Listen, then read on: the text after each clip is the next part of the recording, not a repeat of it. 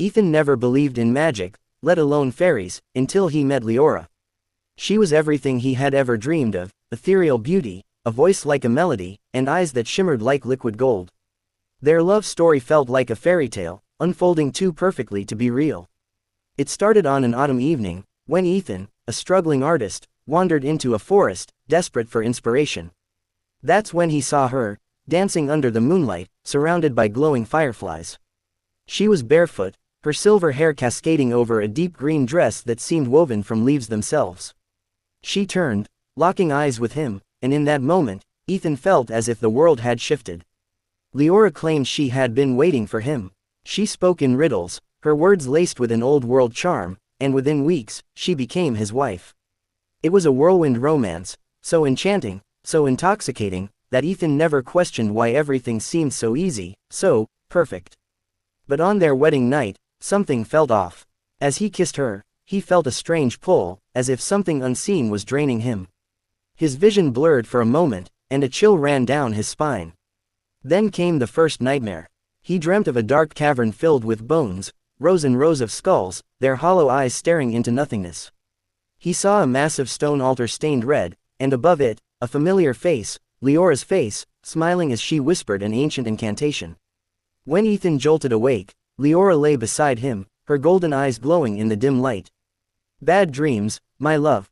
she asked, stroking his hair. Ethan tried to shake the feeling, but the nightmares returned night after night. Until, one evening, he followed a whisper in his sleep and found something hidden beneath their home, something that would shatter his world. Ethan stumbled through the dark, following a faint, echoing whisper that seemed to come from the walls. His feet led him down a spiraling stone staircase he had never seen before, deep beneath their cottage. The air grew thick with the scent of damp earth and something metallic, something wrong. At the bottom of the stairs, he found himself in a chamber lit by flickering blue flames. The walls were covered in ancient carvings, all depicting the same haunting image: a beautiful woman standing over a lifeless man, her hands glowing as she absorbed something from him. Then, he saw them. Ghostly figures materialized before him, men, dressed in different time periods, all with the same hollow, haunted expressions. Another one of them muttered. A man in Victorian clothing stepped forward. His face was pale, translucent, but his eyes burned with urgency. "She hasn't told you, has she?" he asked. Ethan's breath caught in his throat. "Told me what?" The ghost sighed, his expression filled with sorrow. "You're her 100th husband, the last one, and when she's done with you, she'll have enough power to live forever." Ethan stumbled back, shaking his head. No, that's insane." Another ghost appeared, a knight in armor, his spirit flickering with pain. "I thought the same, so did we all." He gestured to the others. "She married us, loved us, then drained us dry." Ethan's mind raced. This had to be a nightmare. It couldn't be real. A ghostly scholar spoke next. "Leora is bound by an ancient curse. Every century, she must take 100 husbands, sacrificing each to renew her magic. Once she reaches the last, there's no undoing it. She becomes immortal, unstoppable." Ethan's pulse pounded. He had to get out.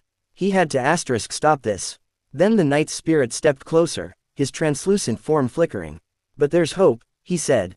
"A loophole. We couldn't break free, but you're the last piece of the ritual. If you fight back, if you break the cycle, you might free us all." The ghosts all turned to him, their hollow eyes filled with desperate hope. Ethan clenched his fists. He had married a fairy, thinking he had found his dream woman. Instead, he had become the final piece in a centuries-old curse. And now, he had to find a way to survive. Ethan spent the next few days pretending everything was normal. He smiled at Leora, kissed her, whispered sweet nothings, all while secretly searching for a way to break the curse. The ghosts guided him, revealing the truth of her magic. Her power was tied to a hidden artifact, an enchanted dagger, forged by the first husband who had tried to stop her. If he could use it against her before she completed the ritual, she would be powerless. But the dagger was hidden in the one place he feared most, the cavern from his nightmares. One evening, as Leora hummed a haunting lullaby by the fireplace, Ethan excused himself and snuck out into the forest. The ghosts followed, leading him to the entrance of a hidden cave. Inside, the air felt alive, thrumming with ancient magic. The walls pulsed like a beating heart, and whispers curled through the air. Ethan pressed on, his fingers brushing against something cold, an ornate dagger, its blade etched with glowing runes. Suddenly, a voice rang out behind him. "I was hoping you wouldn't find that." Ethan spun around to see Leora standing in the entrance, her golden eyes now burning with something darker. "You were never meant to know," she said, stepping closer. "But I should have known, you're different." Ethan gripped the dagger. "I know everything now. About the curse. About the men before me." Her expression softened. "I loved them," she whispered. "Each of them. I love you. Then let me go." She smiled sadly. "I can't." Ethan's heart pounded. He had to act fast, before it was too late. Leora raised her hand, and the cavern trembled. Vines twisted from the ground, coiling around Ethan's legs. The ghosts rushed forward, their spectral hands grasping at Leora, trying to hold her back. "Now, Ethan," the knight shouted. With all his strength, Ethan lunged, plunging the dagger into Leora's chest. A deafening scream erupted from her lips as golden light exploded from her body. The cavern walls cracked, and the ghosts let out a collective gasp as the magic holding them unraveled. Leora collapsed into his arms, her form flickering between fairy and something more human. Tears welled in her eyes. "You freed me," she whispered. The ghosts began to fade, their faces peaceful for the first time in centuries.